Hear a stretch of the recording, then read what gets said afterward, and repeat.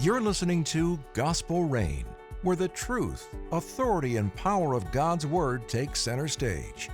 Join Dr. Matt and Dr. Micah as they dive deep into the great doctrines of the Christian faith. Explore how the gospel transforms our world today, and reflect on the stories that shape our walk with Christ. We hope you enjoy this week's episode of Gospel Reign. All right, welcome back to the Gospel Reign podcast, Conversation Around the Table. Got a great conversation, I think, for today. But I have a question first. Yeah. Somebody raised this question. Why are we wearing headphones? Oh, yeah. So did somebody ask you that question? I'm going to be honest. The thought has crossed my own mind. We're sitting right here. Yeah. Well, it is intentional. It is intentional. And what I said to the lady who asked is, should our producer need to tell us something, he can speak to us directly through these headphones, and it won't come across the recording, something like that. But it's also good for you and I to be able to hear the balance of each other. Because if I'm way away from the thing, I'm going to hear that. It's already messed up. So it is intentional. It is intentional. Even though we're 2 feet from each other. It is, but it's a great question.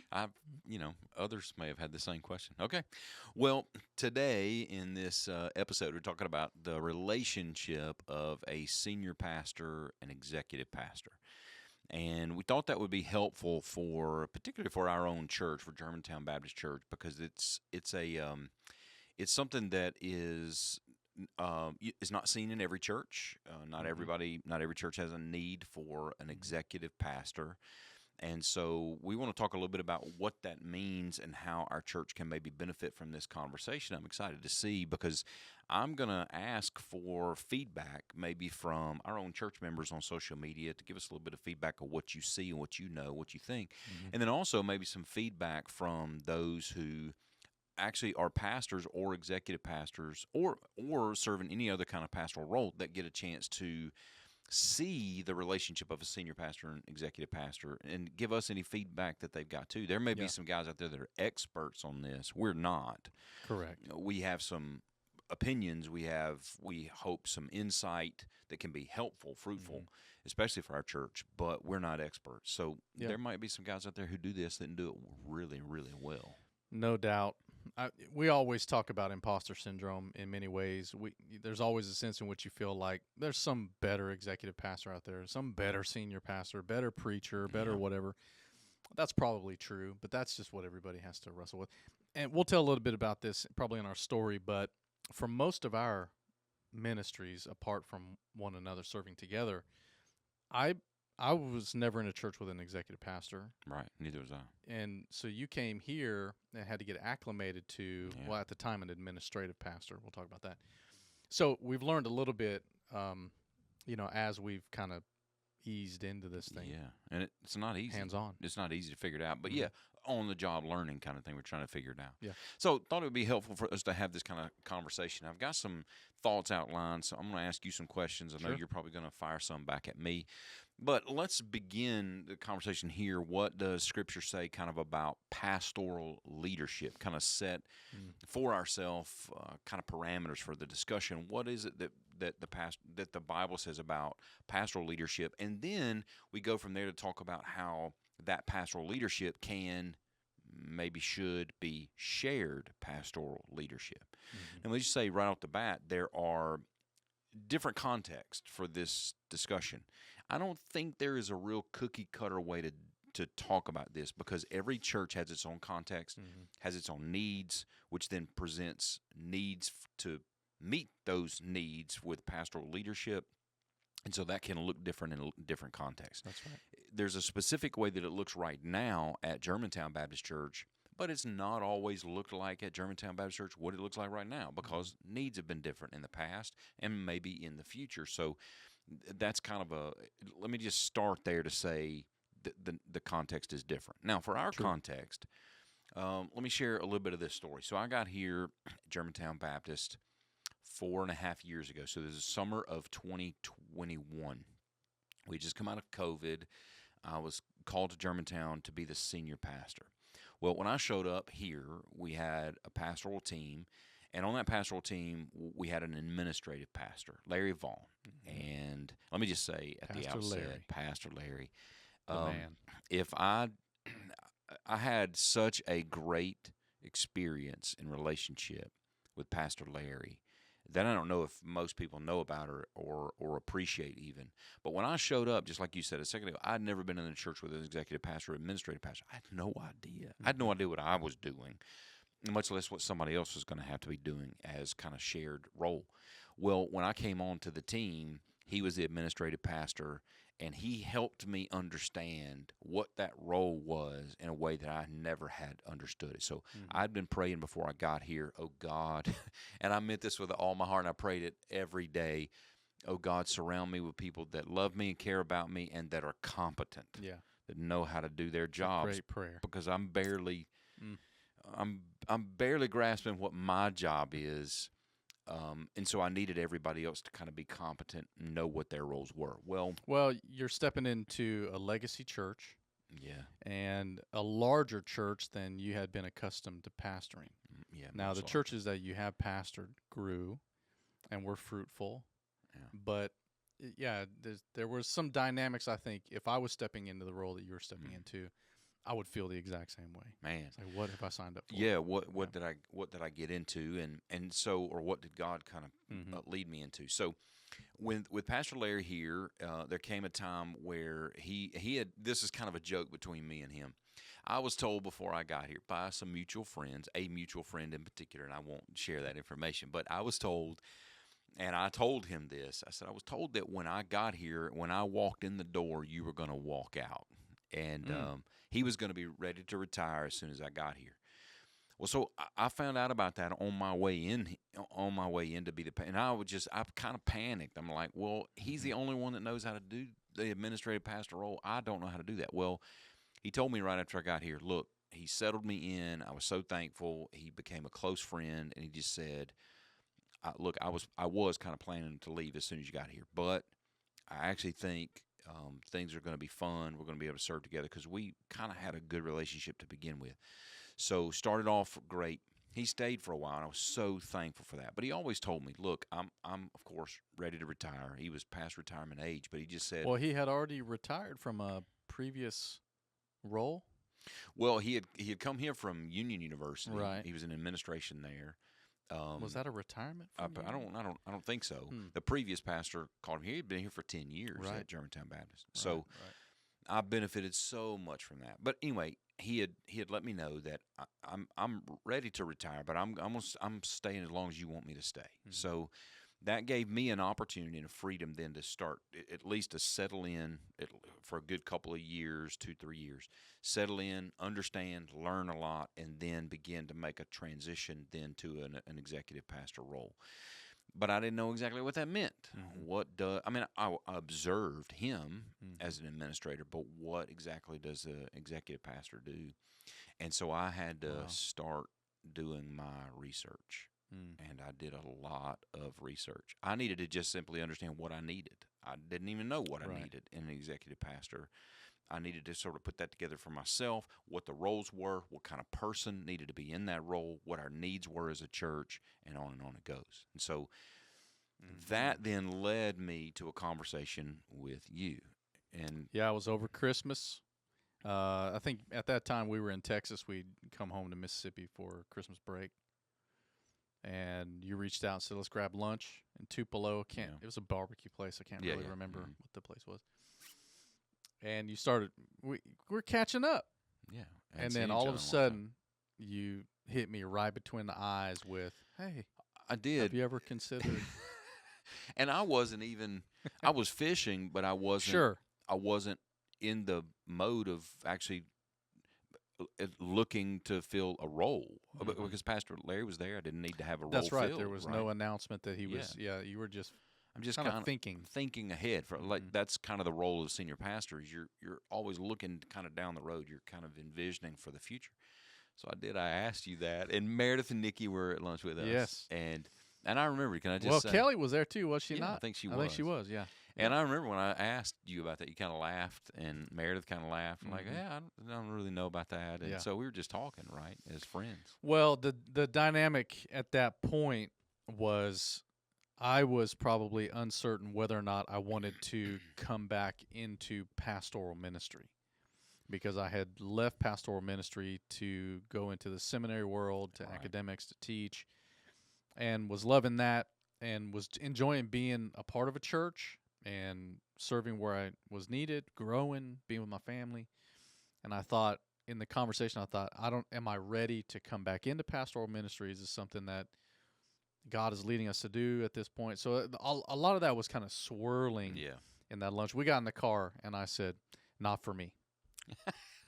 Is that really? I did. I said, Meredith. Because Meredith had basically already said that at lunch. She It's- did. It's not for Nah, him. he's probably not. He's. Let me tell you something about administration and Micah Carter. No, that's what she said. Not really, but kinda. Kinda. But we get in the car and I was like, yeah, not for me. And so, but I will say this as we kind of get it more into the story. So I go back to Texas, get back into the teaching rhythm of the semester and all this other kind of stuff. And for about 2 weeks, the Lord would not leave me alone about it. And so I kind of concluded, tongue in cheek in some way, all right, Lord, you're not telling me no. So what next? And I think I reached out to you and said, I don't really know what it is, but the Lord's not, I don't have liberty to say no to whatever it is you're asking about. Yeah. So let's have a conversation, whatever that looks like. And so that's kind of where it began, because like you're saying, Pastor Larry's still cranking away, staff is everything's going well. You as a senior pastor anticipating, not knowing a timeline, All right. already thinking through some of the things from your own perspective as senior pastor, what you might be looking for in the event that takes place. And you I think suggested that, all right, let's take some time to pray. Let's take some time to read Right. Scripture and any other resources we can get our hands on, and just pepper each other with questions about what are you thinking? What does this look like? What are you asking? What do you see in this? What do you see in that? And so that was a months long process. We did that back and forth for a while, and I would run across something, thinking about something, pray about something, write something down, share that with you. This is kind of what I'm thinking. This is kind of what you're thinking. You're asking me what GBC needs, because you don't know Germantown Baptist Church all that well. Right. So, that led us into a months-long conversation just as I'm thinking ahead, planning ahead, praying ahead, and then we get into this whole discussion of what this role is. So that leads me to start diving into actual resources of people who were experts in the area of executive pastor, senior pastor role, and trying to define for myself what those things were, because I knew then I was going to have to define that for our church as a whole and then define that for you. But I didn't know how to define it myself, so I needed that.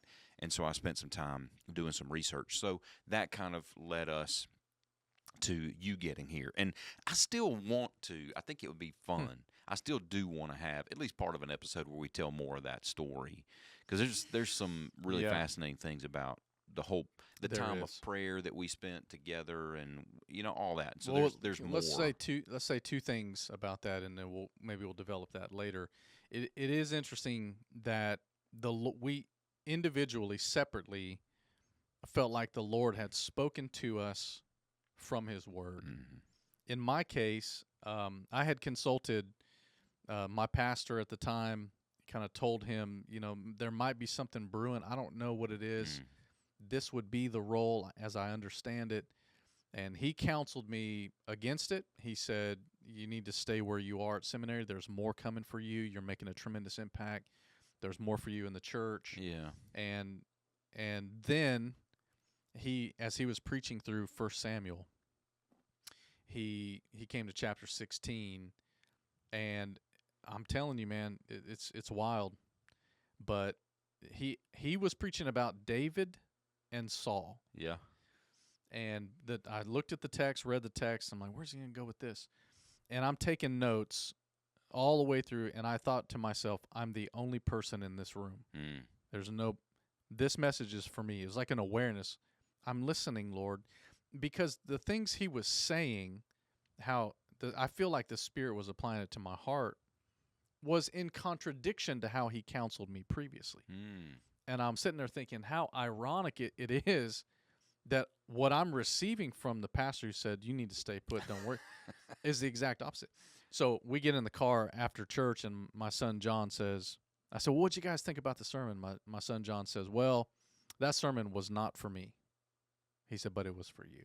And I was like, tears. Yeah, it was. And I shared that with you. Yes, and tears for me, too. It was a holy moment, man. It was awesome. I remember recalling that. Actually, a couple of times on the phone right after that happened. And then even later, I remember both of us just weeping over the phone, thinking, okay, God is speaking. God is giving you direction that I didn't know about. He's speaking to you through the Word and in a sermon on a Sunday morning, and I'm over here doing my own thing, but God's talking to you. And so I just remember, and over those months of praying together, we wept on the phone several times together, thinking through all that. We did. Prayed a lot, read a lot. We can talk about some of that. Yeah. But it was and I hope it's encouraging for people that, we say this all the time to people that when we're preaching, the Lord speaks through His Word. And fundamentally, we believe that. Sure. And I receive that every week. Lord, I know you're speaking to me through your Word. But there are some times when it seems like the preacher has a message for me from God. Right. It's not that other people aren't getting something from it. That's but right. It's just like the world slows down and God is speaking. And I think that's cool. Well, you know this. We have countless church members who come and tell us that same thing all the time. We've got a lot of folks that even watch this podcast, listen to it, and say, yeah, I've been right there in those shoes. I've been sitting in a worship service on Sunday morning, wasn't expecting it, and God was like reading my mail, speaking to me in that sermon about something specific I've been dealing with, questions I've been asking, something I'm struggling with, whatever it might be.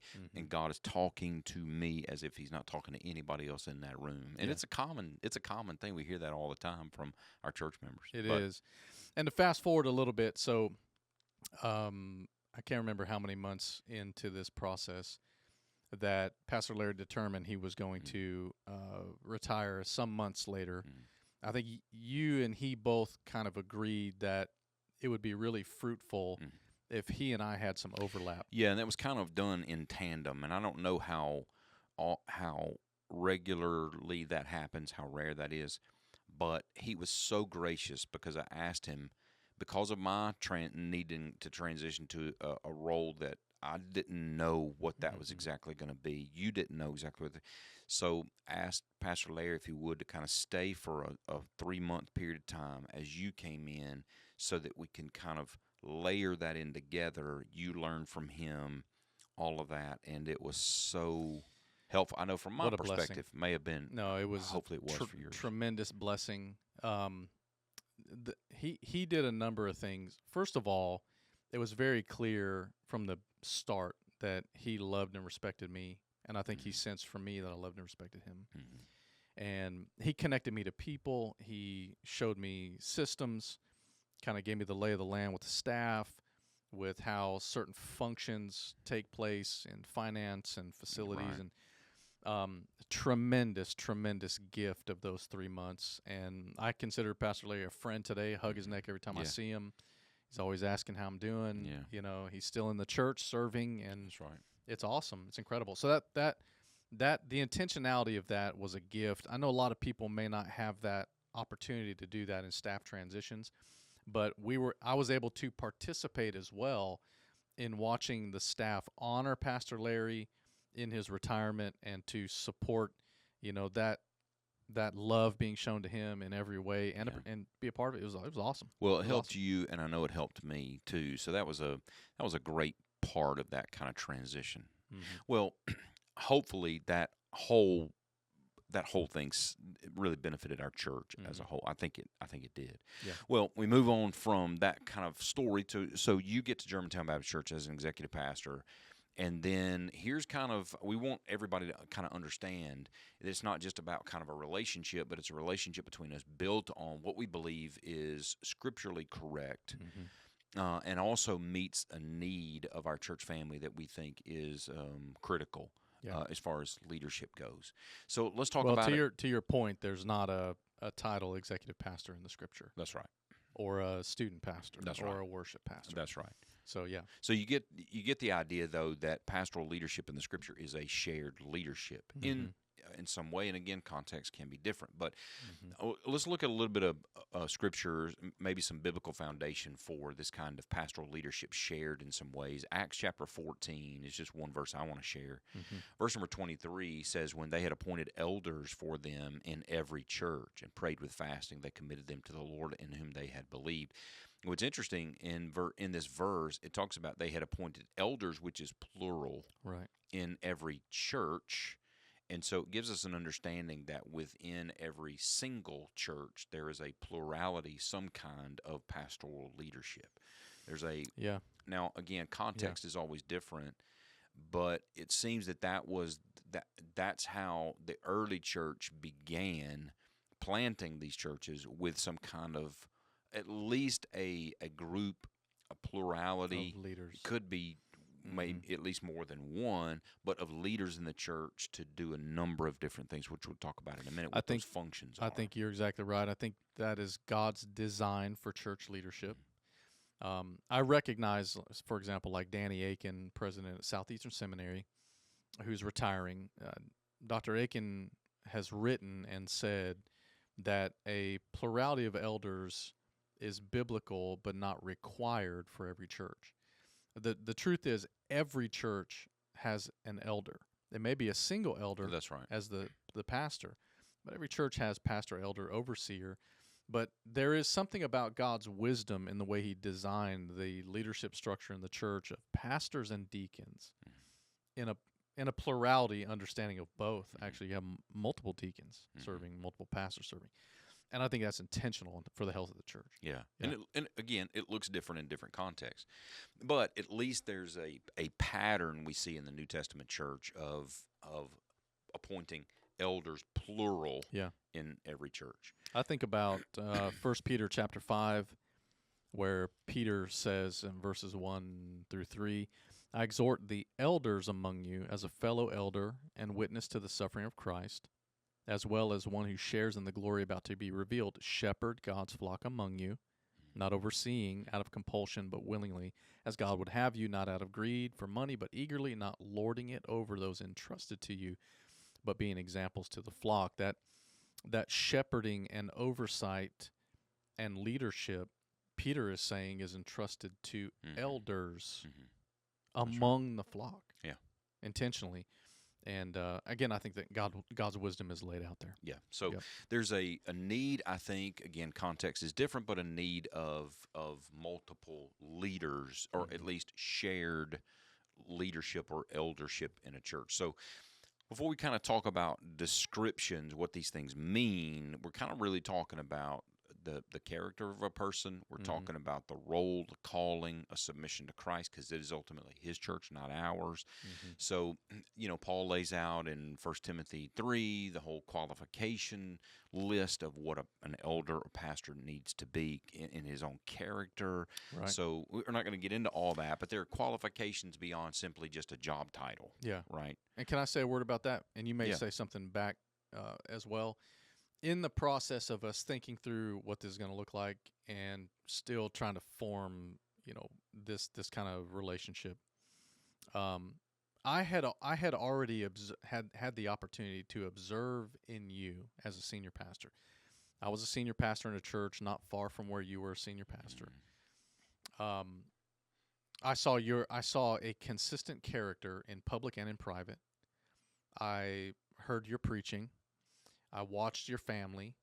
I was aware of, not everything, but some things going on in your church. I listened to how you navigated that with deacons, with conflict, with staff. So I had this filed in my own mind that gave me the confidence that if I'm going to step into a role that is new to me, it's something I've never done before, that it's specifically tied to you as the senior pastor. In other words, I just don't think I would give myself to an executive pastor role in some random church somewhere with somebody I don't know. It's just not It doesn't make any sense to me. But because I know you and I've watched everything you're talking about, that gave me confidence in that I'm joining a pastoral team in which you're leading and the expectations of all the other under shepherds to reflect.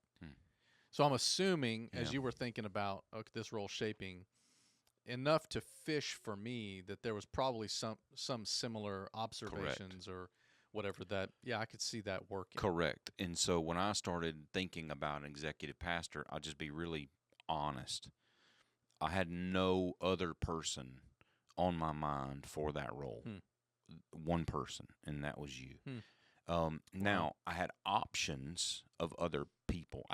We've got very gifted pastors on staff here, and we're going to have opportunity to talk about all of our guys. I love them. They're brothers and friends.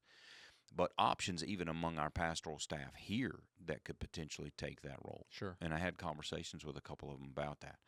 But when it came to going outside of GBC to look for that, there's really only one person, and that was you. And if that conversation didn't go any further, matter of fact, that's kind of why when I fished for that at that lunch around the table, you have no idea how much I was dejected when I left.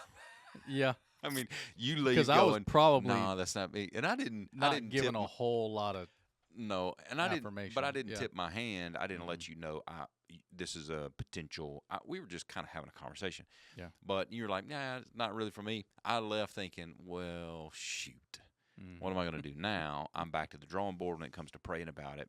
But then we circled back to that conversation again. So, but that was, I think, initially at the very start of it, is because of, and this is what we had to work through over the months. I probably had some preconceived ideas about what an executive pastor is and does. Sure.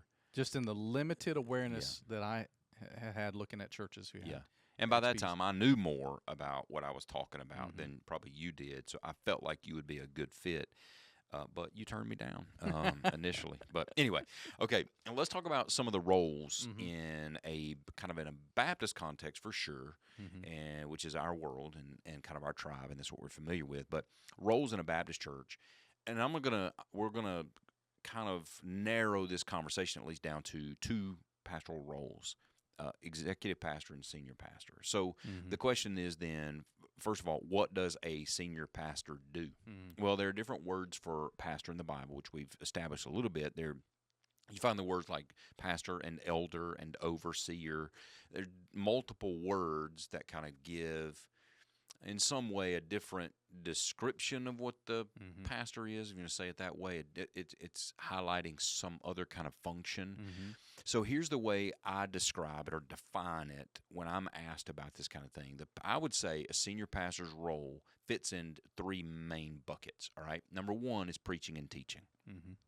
The pastor oversees the preaching ministry of the church and the theological shape of our teaching ministry, and all of the other things that we do takes on the theological shape that the pastor has to steward, the senior pastor. So preaching and teaching. And then also pastoral care, right? Right. That's kind of the word.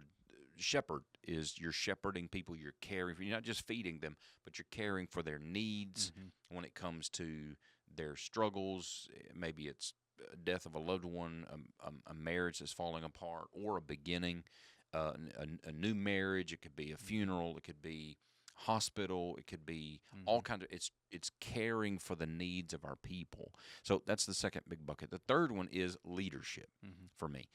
Leading, because they're depending again on the context or the size of the church, there are a number of things that a pastor has to lead in. Giving direction to the church, vision for the future, direction to ministry events or programs. What are we going to do? What are we not going to do? All those kind of things. It takes leadership to be able to do that. So three big buckets when it comes to senior pastor leadership.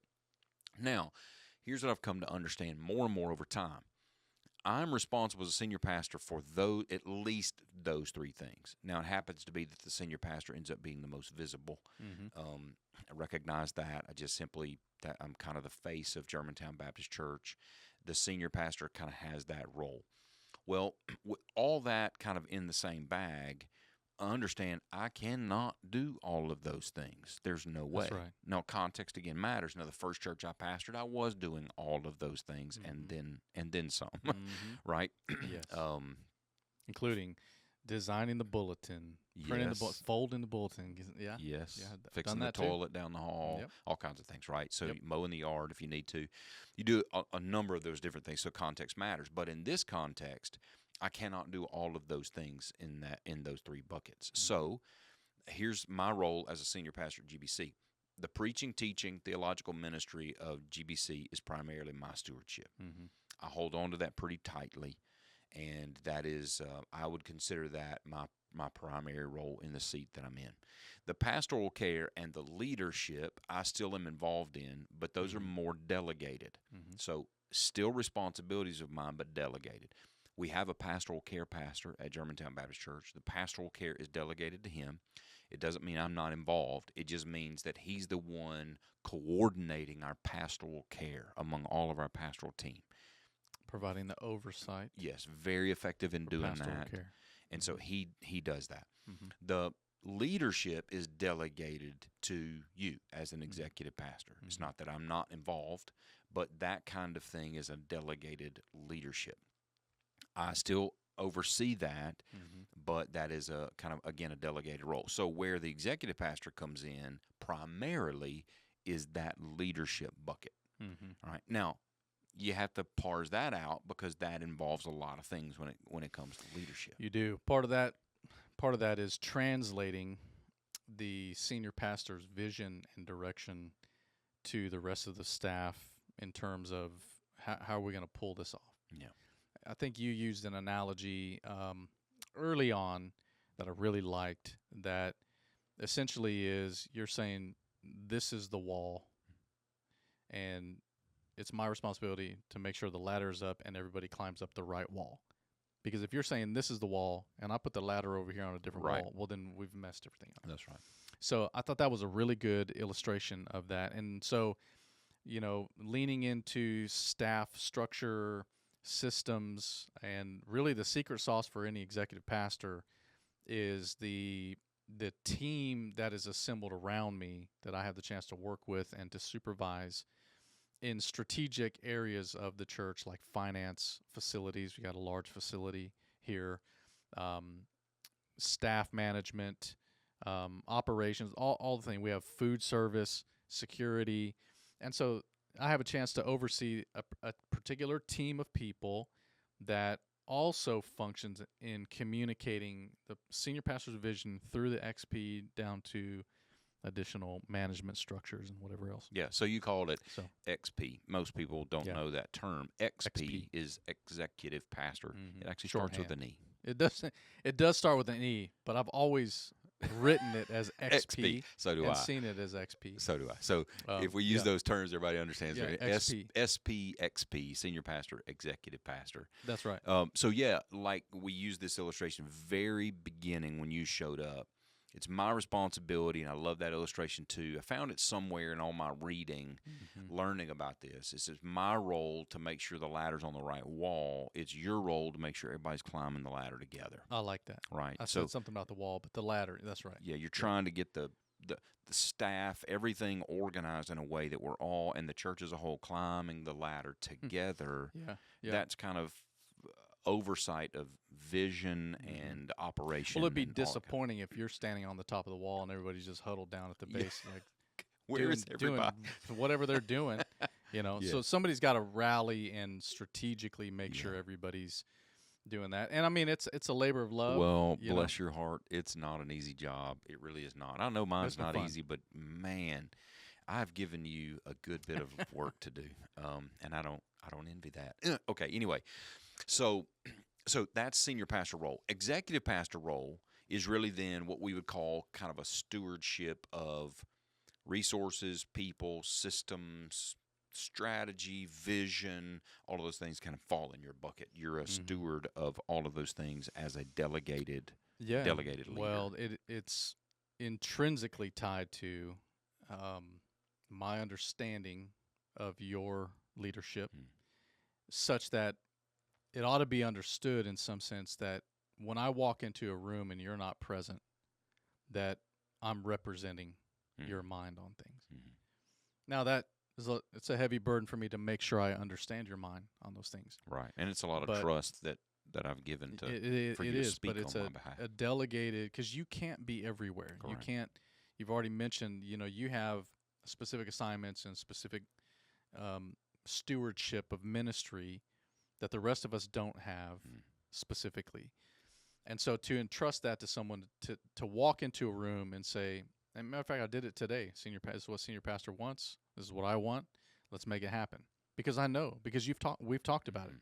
So it doesn't have to. We don't have to have you sitting in the room for your authority to be in that room. It's a delegated, entrusted, structural thing that when I'm there, I'm representing you. Yeah. In many ways. So 3 buckets of senior pastor leadership. So here's what we did when you were coming on. We broke that leadership bucket into kind of 3 major areas too for you, so that you would then have a good job description, but a way to be able to kind of line out what it is for yourself that you are responsible for. So what we mean by leadership as executive pastor is these 3 things: staff, organization, and accountability.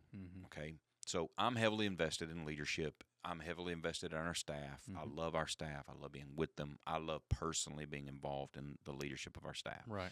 But ultimately, well. as you said, I can't be in all those meetings and all those places at the same time. So you have the opportunity, responsibility to organize staff and give accountability. Accountability has to be given to you for how we do things, that kind of thing. So that's bucket number 1. Bucket number 2 is ministry effectiveness, and that speaks of a number of different things, but you're kind of overseeing the different ministries of our church as they kind of, staff-wise, report to you as staff, making sure that things are well-oiled when it comes to ministry effectiveness. And then the third is financial or fiscal oversight. So we have a large budget. We have a lot of moving pieces in that budget. I'm involved in that process. You are. I'm not removed from it. I like being involved in it. I like spending some time with it, but I can't be in the weeds like you can. And so you give that fiscal oversight to our church. Yeah. And I was just thinking Sunday morning, you came into my office before service, and we were just chewing on stuff, and then all of a sudden I started dropping all kinds of financial figures on you, and I don't know if you glazed over, I know. but it's like you're. But I after that conversation, I thought, you know what, I probably didn't need to do that then. Because here I am getting ready to preach. Exactly. I got this sermon, I'm locked in, and then now I'm getting all this financial I pulled the information. one thing that I You don't did. ever I want know. to happen to me. And you've told me that all the time. And it's like, oh, geez. But to your point, that kind of financial oversight, we've got a great finance team that functions really well, communicates really well. We have a finance committee in the church that also provides layers of accountability. And the truth is, I feel very strongly that at any time whatever you need to know about the finances of the church, big picture, specific things, whatever. That's just important, because the reality is people a lot of times are going to come and ask you those questions rather than ask me. So you need to be equipped with enough information without feeling responsible to know every single detail. You at least have some awareness of the big rhythms of things financially in the church. And you do, and I mean, I can improve on that probably in a dozen ways, I'm thinking right now. But I hope that at any point you come to me and you ask me questions, you have the answers from me. Yeah. Now that's just a personal goal of mine, that I don't ever want to be unaware of something. And I've always said I don't have to know everything. I can't know everything. I just don't have the capacity for that. But I don't want to be surprised. Right. So at least I want to have information. And one of the first things I asked you to do when you walked in the door, get to know our staff, all those kind of things. And I asked you and delegated to you. I asked you, but it was a little command as well. I need you to master our budget. Yep. I know our budget, but I'm not a master of all things. I'm not in the weeds. I don't know all the details. I need you to be able to master the budget. And it took you a while, some of that with Larry's help. And then after Pastor Larry left, you had plenty of time to do that, and you have done that well. And so I felt like I was grasping it. Well, for sure. and it's hard. It's really difficult Mm-hmm. because that's really a lot robust of stuff. But it really was the payoff on the other side of taking that request command seriously Yeah. is in meetings with finance committee or in a variety of different conversations to speak credibly to the budget and to aspects of the finance of the church engendered a lot of confidence to specific people Yeah. that, man, at least I'm aware, at least I know what I'm talking about. Right. I'm engaged in the issues, and that was very helpful early on. I'd say probably in the first 6 to 8 months as I wrestled with, understanding the budget and how it worked, to be able to speak to things that I'd seen and, remembered, and that maybe that's God's grace, just like, oh, remember this? Yeah, Remember that? right. Yes, I do. Now, and the good thing about your role is you don't do all of that unilaterally. You've got a great Correct. finance team. Right? We have an accounting manager here at GBC. We have accounts payable and receivable, so that you have all the help that you need there. Somebody separate does payroll. Yeah, you got an HR director. We've got a great finance committee that meets every single month and walks through all the big picture things of finance and even some of the small picture. So it is, you have a number of people in your corner that you're able to utilize. Although you are the one that you're given the responsibility to oversee all of that. There's a number of pieces that you have of people that work with you to do that. So that's kind of that leadership bucket is broken out in different ways, and that involves other things too. So let me ask you the question. We did not talk about this. We have talked about this in the past. I have had people talk to me about it in this way or use these terms. See if you like this or not. I think I know what you're going to say. People like to use, because of the business world, and a lot of people are more familiar with that world than they are familiar with church world, and that's understandable, true. Right? Understandable. But to speak in layman's terms of people who know the business world, the corporate world, is it fair to speak in terms like CEO and COO when we talk about pastor, senior pastor, executive pastor, leadership? Do you like that? Do you not like that? What's your opinion on it? We've had some conversations about this, but I just want to. I mean, we don't use those terms at No. GBC, but functionally, that's probably accurate.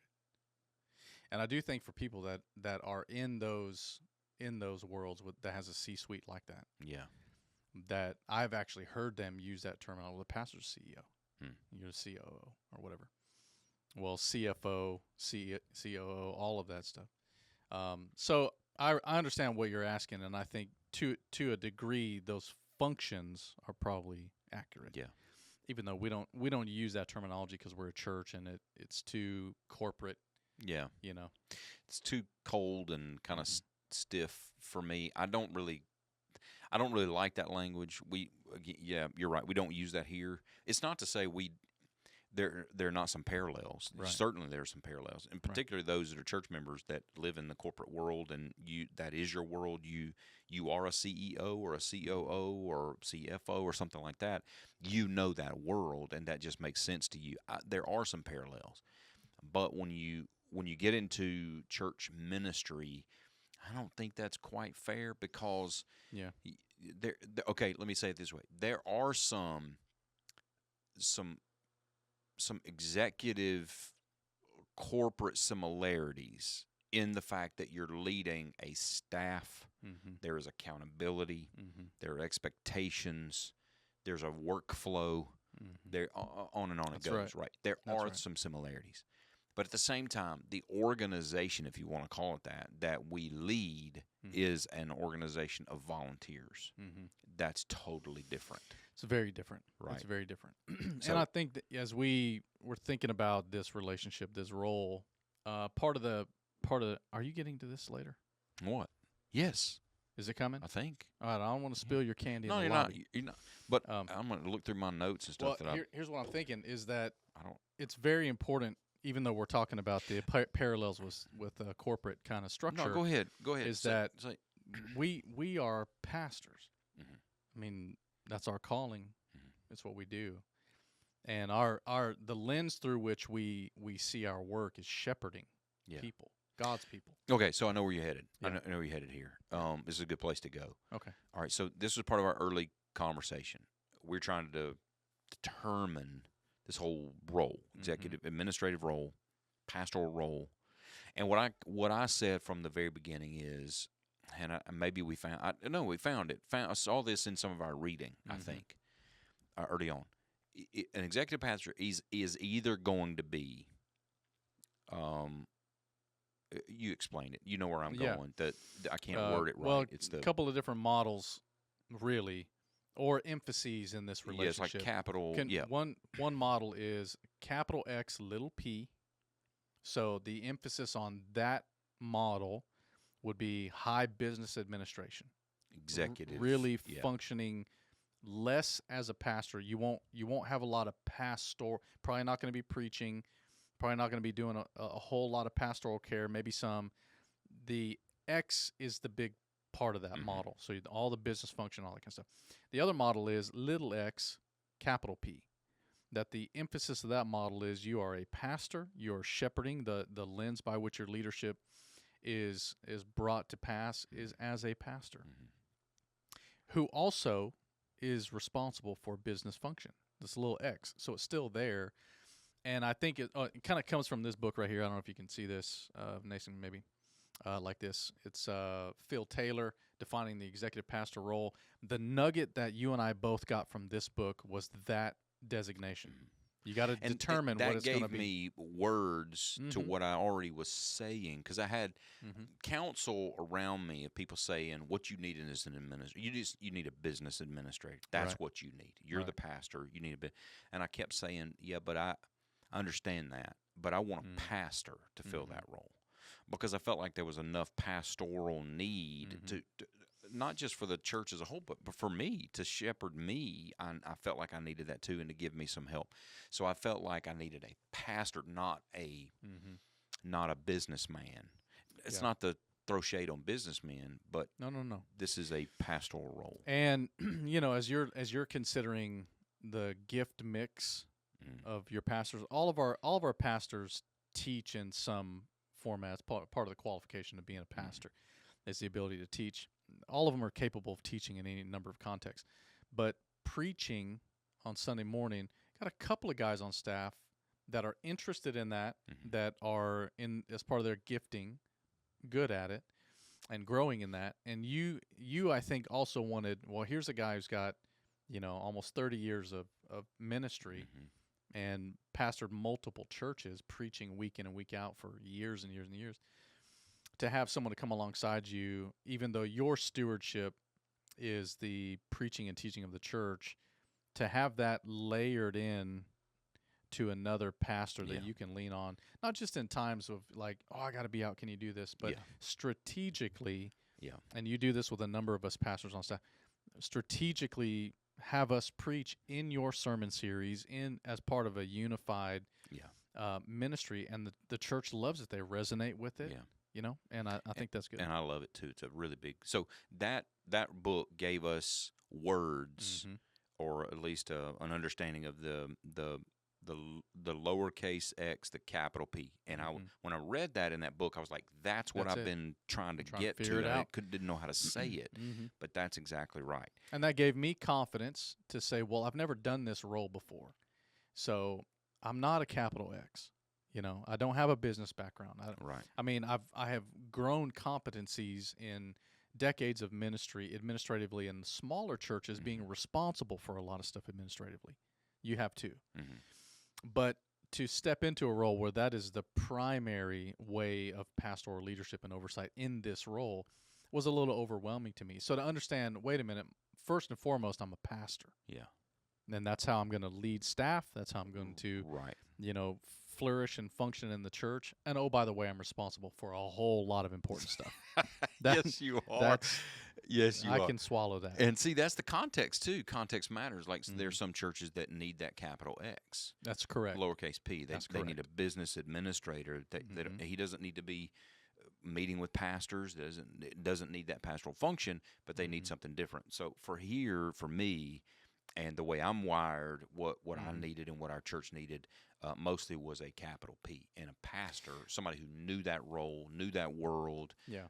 is a pastor and functions in administration as a I pastor. would say probably in different contexts, maybe like in a smaller context, I would probably be an associate pastor. Yeah, sure. Now we have associate pastors on our team, but all the pastors on our staff have specific ministry assignments, Mhm. whether it's student ministry, kids, pastoral care, Mhm. discipleship, whatever, missions. But really, where I am in my organizational relation to you is I probably do a lot more of the senior pastoral ish type stuff Mhm. than any of the other guys do. Mhm. I don't know if that's true exclusively, but I mean, I teach a lot. I probably preach more than the other guys do Right. by design, your design, Right. and that's great. And that that's part of being. I think you being a good steward of bringing me as a person on into this role. You didn't want to squander that. You wanted to make the most of that. No, yeah, and you fit so well to our staff too and our team. And Everybody loves the you. church, as I understand it, the church has really resonated with that. Yeah. And we've done some interesting things together. Yeah. Even when I've taught or preached or spoken in a variety of different things, man, the body has said, all right, well, he's not a total idiot. Yeah. He's not just in there Not crunching totally. numbers Yeah. and doing stuff. He can actually talk about the Bible. Yeah, that's So exactly right. it's been a lot of fun. That's to good. do that. Yeah. All right, let's talk about a little bit. We've talked some about this already, but the relationship itself. Yeah, the roles, good. We've kind of at least helped people understand what kind of those big buckets are. And we didn't say everything. There's a lot more about all the roles, but relationship itself, no organization chart can really compensate for a lack of trust. And this is kind of the thing we were getting to when we were calling you here to Germantown Baptist Church. One of the things that I knew that I needed more than anything was a trust between me and that person filling that role. I had gained that trust with Pastor Larry. I had built that trust over time. Mm-hmm. But I felt like with somebody coming into the role of executive pastor, I wanted to have a relationship that I didn't have to build over a couple of years. Now, that doesn't always mean that it's beneficial to hire a friend or somebody that you already work with or a colleague that you've already worked with in the past or had a relationship with. It doesn't always mean that. But it just means going into that kind of transitional role, I needed to make sure that there was a mutual respect between us. There was a commitment that goes deeper than just executive conversations, business. Yeah. Somebody that at least loved me, we could pray together, which we do. Talk a lot about the Bible, which we do. We do those things as not just co-workers, but as friends as well. But there was already kind of a trust relationship that we had with each other that I wanted to use, and it's been extremely beneficial. That doesn't mean, though, that we always agree. Yeah, that's true. No, I would say we need to qualify that. Yeah. Okay. So, well, for example, we don't agree on Ole Miss, Mississippi State. I mean, absolutely not. So, be that as vociferous disagreement. Be that as it may. Yes. No, I think where you're headed with this is, you and I were able to kind of hit the ground running. You didn't have to observe and to learn and to glean my personality, quirkiness, whatever, competencies. You kind of already knew that coming in. I did. And as we'll talk about maybe in a different portion of this conversation, the alignment that we have theologically, ministerially, that was gained over years of relationship. Yeah, and I didn't have to watch your theology like a hawk, which I do. You do. But I don't have to. I didn't have to do that as if I had to. We didn't start on the basis of mistrust. That's right. We started on the basis or of at least trust. there's a question mark. I'm not really sure. We haven't really talked. We've talked about a lot of stuff. And, before this episode recording, we were talking a little bit about in the 18 months that I've been here, there has not been. I don't think there's been one single occurrence in anything you and I have talked about where we have disagreed fundamentally. We might see things from a different angle. Yeah. You might emphasize something a little bit more, but it's worked extremely well. And I think part of that is rooted in my commitment. I am not the senior pastor. So my instinct is to defer. I'm a man under authority. And I can't think of any substantive matter on which you and I would agree that we would split ways. I mean, like, no, this is what I'm doing. This is what you're doing. I can't foresee that because we've covered so much in the life that the Lord has woven together with us. Yeah, with the podcast in the past and time spent together as pastors, at different churches, albeit, but we had at least a relationship. I say it this way, and people don't probably recognize this, and that's a good thing when you don't recognize it, but here's a good, and this goes with all of our pastors as well. A good rule of thumb is that we can disagree privately, but there is public unity. Yeah. Is that the right way to say it? Can you say, when we are standing in front of our church family, we are on the same page? We can disagree privately, and we do. We have differences of opinions and different passions. Some things drive us more than some things disappoint us or break us more than it might somebody else or whatever. So we can disagree about things policy-wise. We can disagree with each other and how we're going to fulfill this kind of ministry role or whatever. But when we stand together publicly, we're unified. And I think that's extremely helpful, and it speaks well of our pastoral team. I agree, and I think the proof is in the pudding. The congregation can and does feel if a staff is united or they're not. They'll know it. Something's off. They may not be able to know what the issue is, but they can tell that something's off in the interpersonal interactions between pastors. But I've heard time and time and time again, since my time here at GBC, how many people say it's very evident that our pastors love each other. They like to be around each other. They do this. They're unified.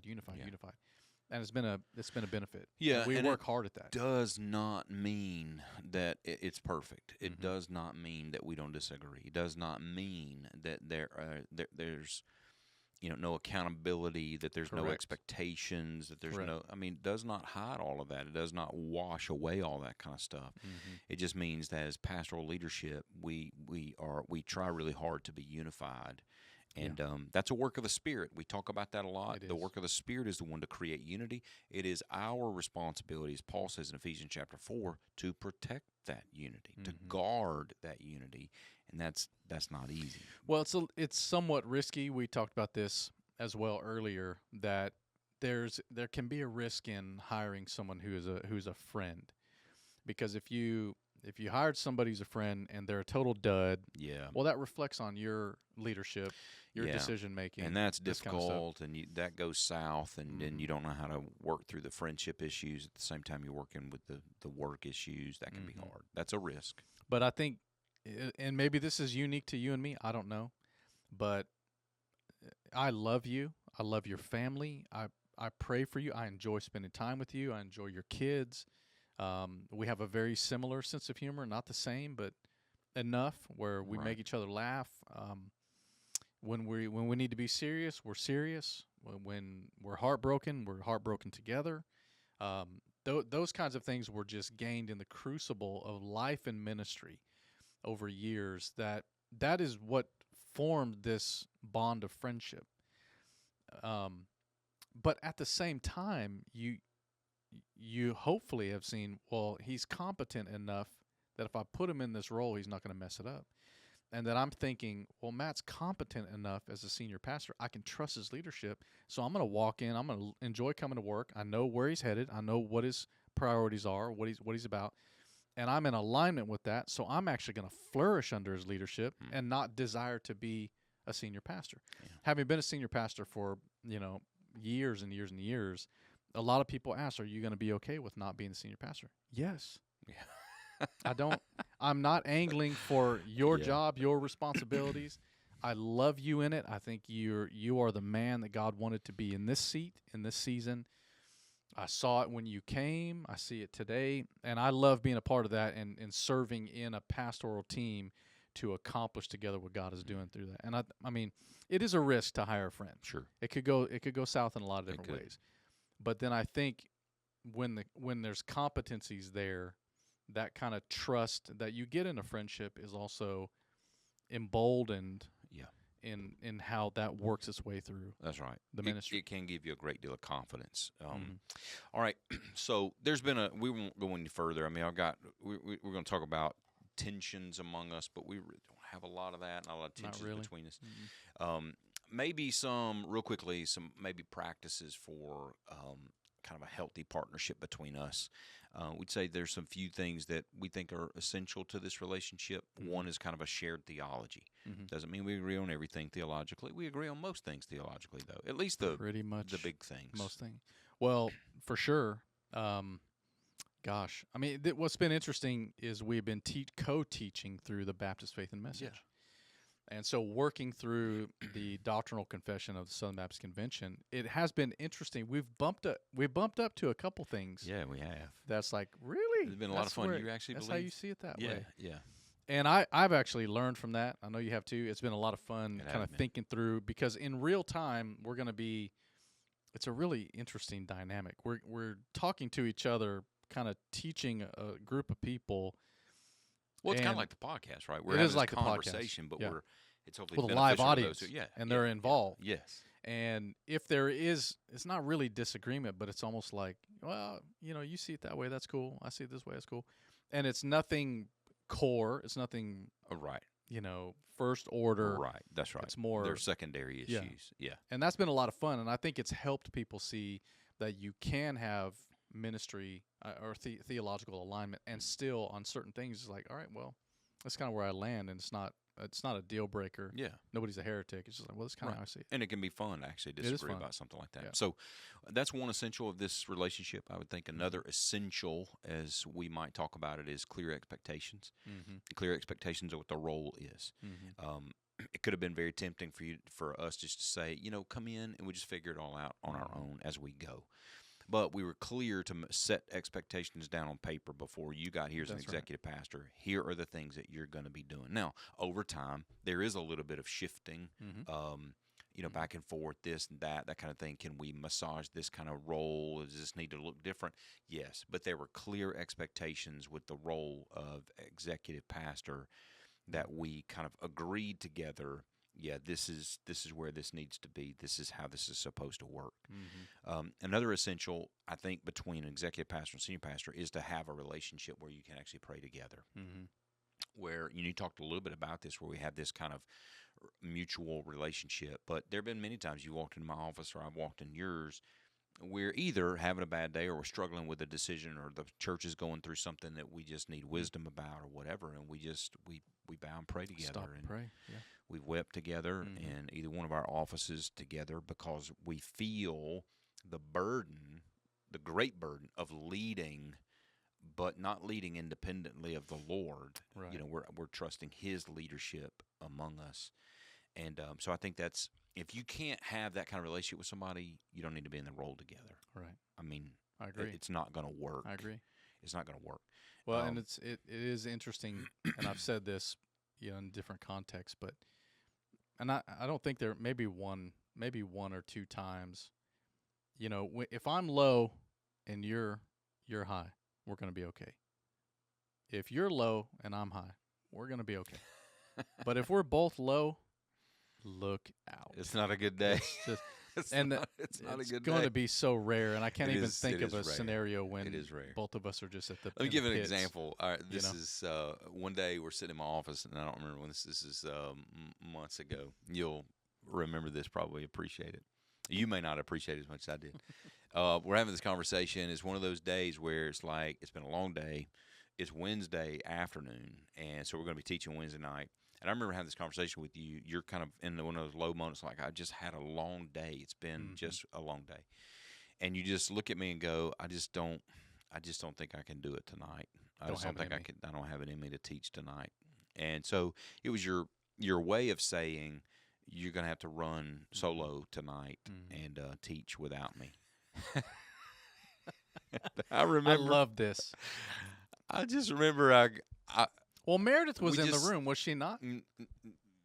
I don't remember that. I don't remember I if think she was in the I room. think for Maybe some she reason, was. I don't know. I can't remember. I don't know. But it'd been a long day, really, for both of us. We'd gone through some things. And so I remember taking a pause for just a second, and I remember looking at you and go, well, I don't have it in me either, but I got to go do it. Yeah. So saddle But- up. We're going to go do this together. But it was more. It was. It was firm. It was firm. Well, it wasn't. okay. Yes. But It it was was not- like it was almost like, It was not very gracious of Ma- me, but man, I don't have it in me either. I got to get up there and do that. And almost instantly, because of the way you presented yeah. that to me, I thought, you're right. well, it was immediate. You went, You're right. You just looked at me and said, "Yep, okay, I just got to just You're right. suck it up and let's rock and roll. let's go do it." And so And we did, and it was an awesome experience. But the way you came at me, I was like, well, what response what do I do I have? say now? You're- I didn't leave you you're much right. room to respond. But it was so differently. funny. We've Yeah. reflected on that quite a bit. Yeah. Later on, before church, Meredith came in. We retold that. That's what it was. That's what it was. And so we, yeah, we've had Yeah. not many of those, but conversations where we've just had to be very honest and frank with each other, knowing that was gonna land pretty hard. But we were able to have that. But the conversation. relationship is built on trust. Yeah. You know, even if you're having the worst day and you just bite my head off on something, Yeah. my disposition is not. I'm not going to carry that. I'm going to recognize, man, he's having a tough day. Yeah. You know. Yeah. And we're going to get through this. You got to and be able to whatever. do that. You have to. It's it's hard, but so you have to be with each other in the lows, but at the same time celebrate each other, celebrate the victories that you've had or that I've had, and you do that really really well. But we would say is kind of get to where we can maybe land the plane. But say when we talk about this kind of role, executive pastor or senior pastor role, when this relationship between these two leaders is healthy, the church feels that. For sure. When it's not healthy, the church feels that too. Mm-hmm. I think that speaks to the level of trust that we have to have with each other, because ultimately it does impact. It impacts the whole staff. It impacts all of our volunteers. It impacts everybody that comes to church. At our church, we know that it can affect them negatively or even positively. Agree. And it's not easy to do that. And unity at the top. We say it this way: unity at the top. If you want to call this the top. I don't know. Sometimes I'm not Sounds sure. like an inverse pyramid. We're at the very It's at the bottom, bottom. trying to hold everything Where, else up. yes, exactly. Where there is unity, that creates a stability and a confidence for the rest of the church. Not just unity with us, but unity within our whole pastoral team, which we have. And We do. And I can't wait to spend some more time with our pastors in this setting on the podcast. As a matter of fact, let me just say, as if the Lord wills it, this is what we've planned to do, is that the very next episode that we're going to have on the Gospel Rain podcast is an interview with our very own worship arts pastor, Ron Norton. He's sweating hard, man. He is sweating hard about it. Yeah. He even asked me about it this morning. He He's said, sweating. when are we supposed to do this? So I've said, He's already "It's asked gonna- me for it's gonna- questions. I said, we don't have them. We're just going to throw them at you in real you time. just have to you can't script all this. I mean, you just have Right. to be willing to go with the flow. Yeah. He'll figure it out. He's incredible. And what we're going to talk about with him, just the balance of theology and practice in ministry, in worship ministry. Yeah. He's as good as anyone. Yeah. He I is. mean, I just can't wait. Unbelievable. I can't wait for that conversation. That'll be the next time that we meet together. So, Yeah. all right. So let's kind of close the podcast. There's a lot of things that we didn't talk about in this, man. I didn't get to. I wanted to, but I you know, almost how said it long in we've your- been doing this podcast today already? It's over an hour. Well- It's been over an hour. I almost said in your office, What did you say? Hour and 10 minutes. I almost said in your office, we should be recording this right now. I know. Because the stuff that we were talking about just in preparation for kind of walking through I was like, I'm not going to remember what we just talked about. Yeah. And it was good. Yeah. Well, it's fun. yeah. But I hear, I don't know, we're not experts on this, but I hear this all the time now. Is the thing for podcasts, the going thing is long form podcast, where people just sit there and talk for 3 hours. Now we're not going to do that, but I listen don't to a number of podcasts that are 3 and 4 hours. see, I And love that, but it's I not have all in no one- time to listen. it's to not all in that. one city. You got you got to train yourself. Like I've got a 30-minute commute to work and from work. So I'm listening to that single episode until I'm done with it, or I'm disinterested in it and I bail. Now I get behind in. They're constantly producing more and more and more stuff. Right. So then it just becomes I'm curating the episodes. Like this episode is going to be really interesting for some people. Yeah. Other people would be like, okay, well let's see what I can glean, and then they might have already abandoned us like the tap out of 50 minutes ago. After the have first tapped 10 out. minutes, they're like, They you know tapped what? out This is not long for me. ago. So that's okay. I have That no is- interest in this conversation we whatsoever. Get it. We Okay. get it 100%. But yeah, right. Long form stuff That's- is popular. It is popular, and that's great. Some people have the capacity to be able to listen to all that, and that's great. We're serving it up on a big platter for you. Mhm. So if you got the time, great. If you don't have the time, just wait till next week's episode. It Yeah. may be even longer. We don't Yeah. know. Yeah, could be. All right, so let's land a plane on our closing segment, which is headlines. Let's talk about headlines. All right, I'm going to go first. All right. Mine is less important, I think, than yours will be. Far less important. All right, here's the headline. I was reading this a little while ago. The headline is, who is going to win the national championship football game tonight?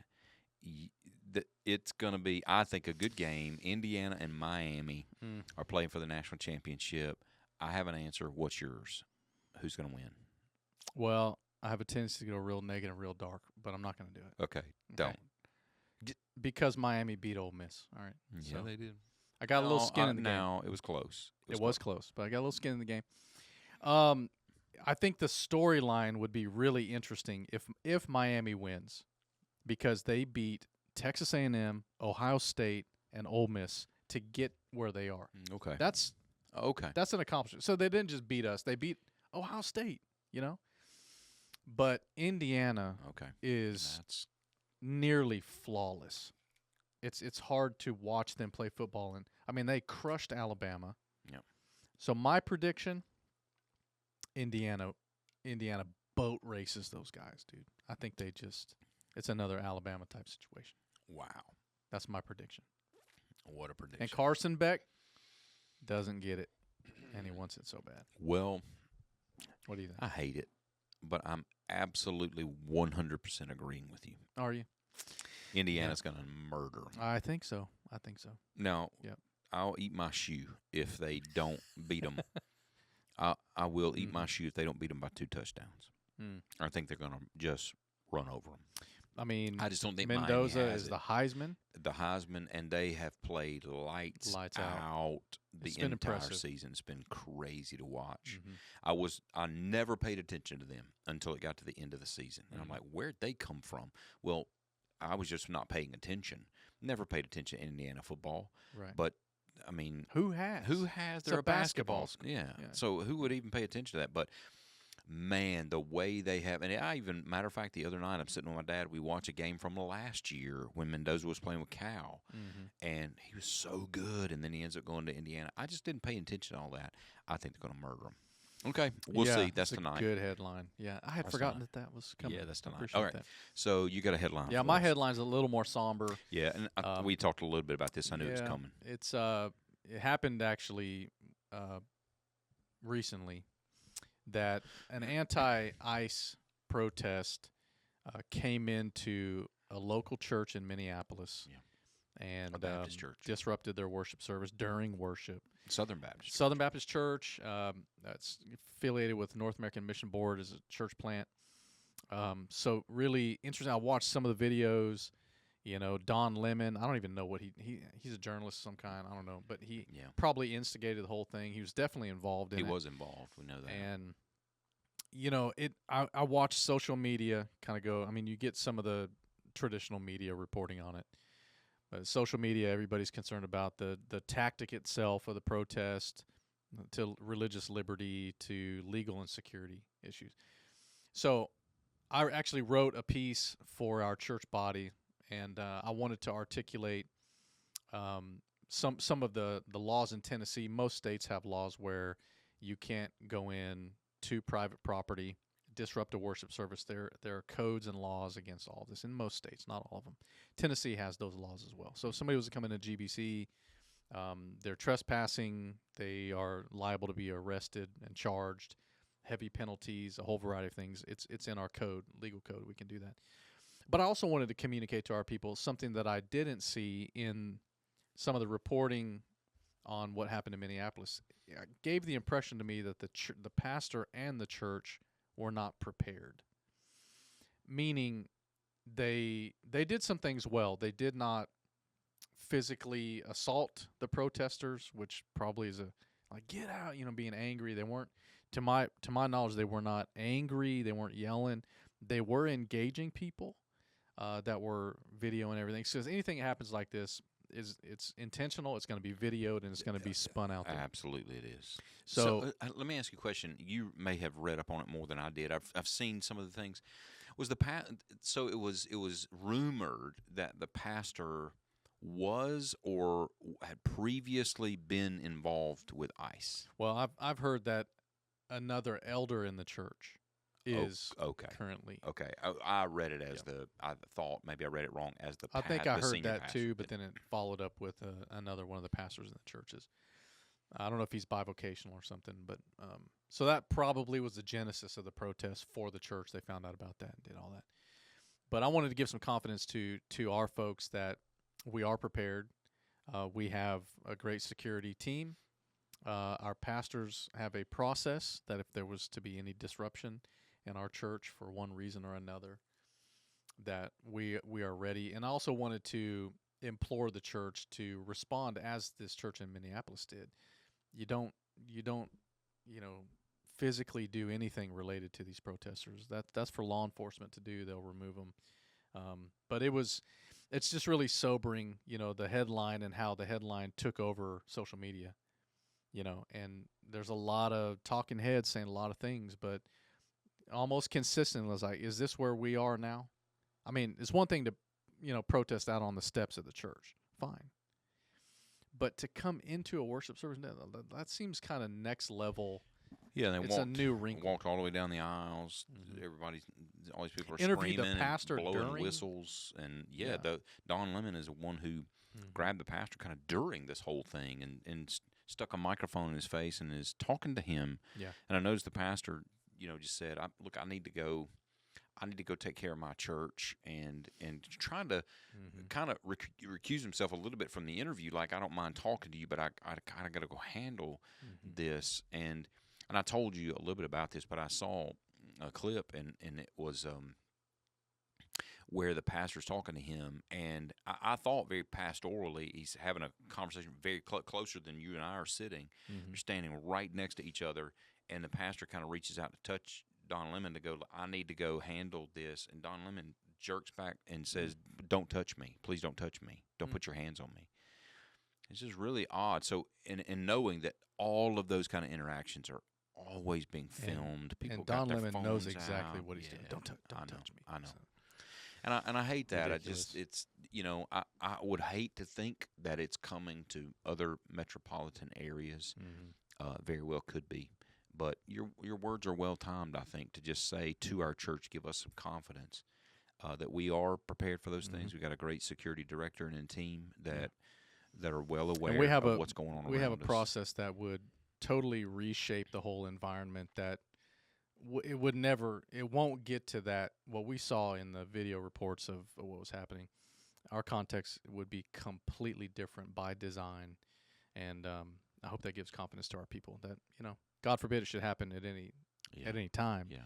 But we've got position. We pray it doesn't. We pray it doesn't happen. Yeah. Amen. All right. So that is the end of our Gospel Rain podcast. So catch us next time that we're together. We're out there on social media and all that kind of stuff. Share it with people. Hey, this is pretty cool. We talked about this. I got to end here. Okay, y'all, you and Nason, our producer, and myself kind of got in. We're a kind of a text thread, and y'all mentioned this last week that like the very first podcast episode, the views on our social media or whatever it is. I mean, y'all do more with that than I do, but the views went up considerably from the previous time that we were doing podcasts. Yeah, from like 0 to without hyperbole, like 248,000% increase. Which doesn't make any sense to me. We talked about that out there. I don't even know the math. I don't either. Know how that works. But I mean, how do you?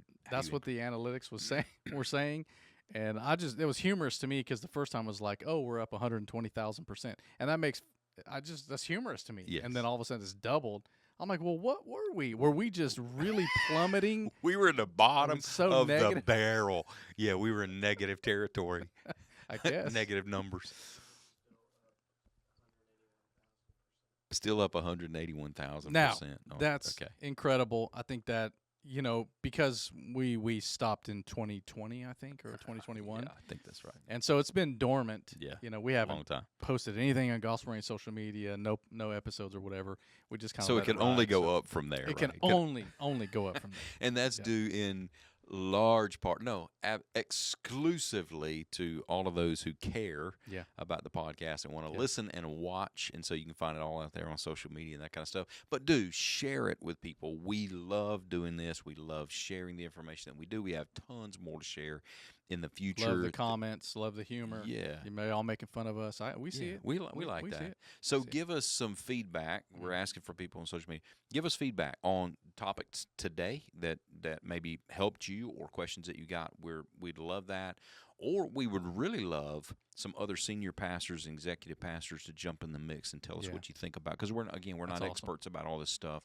And we'd like to hear your feedback, too. What are some of the essentials about this relationship? And then, two, if you've got other questions about podcast episodes in the future, things that you want us to ask and answer, we would love to kind of dive into that, too. So it's been a lot of fun. All right. I've enjoyed it. Yeah, it's been fun. Yeah. Well, this is the Gospel Rain Podcast. We'll see you next time. Thank you for listening to this week's episode of Gospel Rain. Find us online at germantownbaptist.org/gospelrain for more information and a full list of our episodes. We hope you'll join us for another conversation next week on Gospel Rain.